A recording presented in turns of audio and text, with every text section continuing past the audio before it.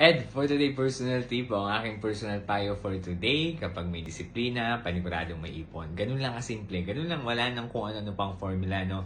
Ang nare-recommend ko sa'yo bilang dahil Pasko na ngayon at magsisimula ng New Year next year, which is ilang tulog na lang, 2024 na. Kapag may disiplina ka, sigurado ako may ipon ka. Ganun lang kasimple. Kagaya ng payo ko nung nag-start ako mag-content, no? Sabi ko, magsimula ka sa 10 pesos per day. Sigurado ako sa pagkatapos ng taon, meron kang 3,650 kasi kung 365 days tayo sa isang taon or may konting ano pa, ng palugit pa, no? Ang punto ko lang dito, kung mag-iipon ka ng 10 piso lang per day, sigurado ako may mahigit 3,000 ka pagdating ng December 31 o pagdating ng January 1. So, maliit yan kung titingnan, pero lamang ka pa din dun sa mga walang naipon. Kumbaga, naubos lahat sa alam mo na, expenses, sa bills na walang naitabi kahit 10 piso per day man lang. Kaya yun yung lagi ko nare-recommend, no? Sana may gets mo yung payo ko kung bakit kita in-encourage. Magsimula ka sa 10 piso. Ang punto lang dito dapat magkaroon ka ng disiplina. Disiplina muna, hindi mo na kailangan mag-start sa malaking amount.